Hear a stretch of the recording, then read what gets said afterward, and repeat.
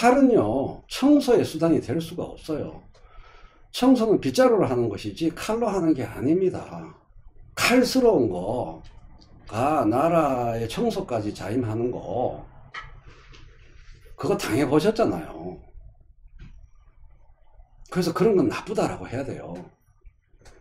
네, 그리고 제가 왜 이렇게 말해도 되냐, 2018년에 어떤 원칙과 가치와 논리로 제가 이 지사님 지켜드렸는가. 내가 이재명 대통령 만들어야 되니까 이재명 지키자 하면서 2018년에 나섰나요? 아닙니다. 똑같은 논리로 말했습니다. 제가 칼의 논리, 칼로 깨끗한 세상을 못 만듭니다. 깨끗한 세상을 칼로 만들겠다라는 어떤 정서, 국민 정서 때문에 이 지사님이 당하신 거고, 그거에서 온 국민이 다 깨어나야 돼요. 여야를 막론하고 이제 칼로 세상을 깨끗하게 만들 수 없다. 피로 더럽혀진다 세상이. 칼은 다른 칼을 불러올 뿐입니다. 그 칼을 써야 될 때는 거기가 아니에요. 정치 영역에서는 칼이 나오면 안 되고요. 은행 쪽으로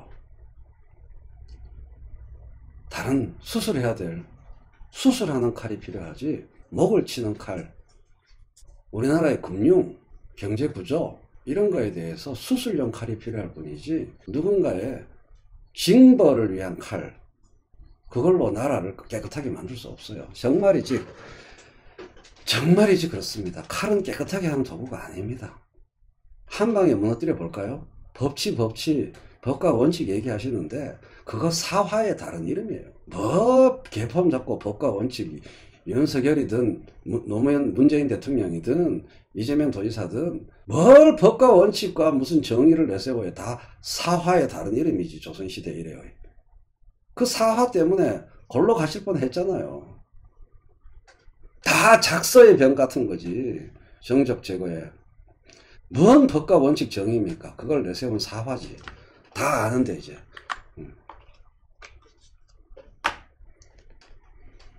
법치라는 이름을 내세워서 사화가 진행된 거잖아요. 매번 노무현 대통령도 그렇게 당하신 거잖아요. 근데 또 다른 사화로 대응하려고 하니까 안 되잖아요. 점점 세상이, 정치가 험해지고 요상해지잖아요. 너무나 많은 사람들이 피를 흘리잖아요. 사화에서 다 같이 벗어나야죠. 건설할 게 얼마나 많은데. 제도의 수술의 칼이, 그래서 검수완박을 해야 돼요. 사화의 화약고가 검찰 아닙니까? 검찰이 수사권과 기소권을 다 갖고 있는 게 사화의 화약고잖아요. 인화성 물질이잖아요. 집안에서 칼을 치워야 되는 겁니다. 제가 여러 번 말씀드리잖아요. 끝까지 간단가? 이선균 나오는 영화. 집안에, 아파트 안에 총이 생겨버렸잖아요. 그럼 반드시 사달이 납니다. 없애버려야 돼요. 그게 검찰 수사권이에요. 검찰 수사권이라는 것이 조진웅과 이선균이 서로 그 테이블 밑에 있는 총 잡겠다고 딜할 발광하잖아요. 총을 없애버리는 제도적 개혁, 그게 검찰 수사권 없어지게 하는 거 아닙니까? 자꾸 이런 식이시면요, 검찰 수사권을 남겨두려고 하는 사람들은 누군가를 손봐야겠다라는 생각을 갖고 있는 사람이라고 간주되어질 수밖에 없어요.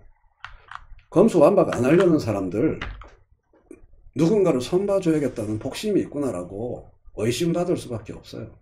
또 다른 사화의 근거가 되는 겁니다.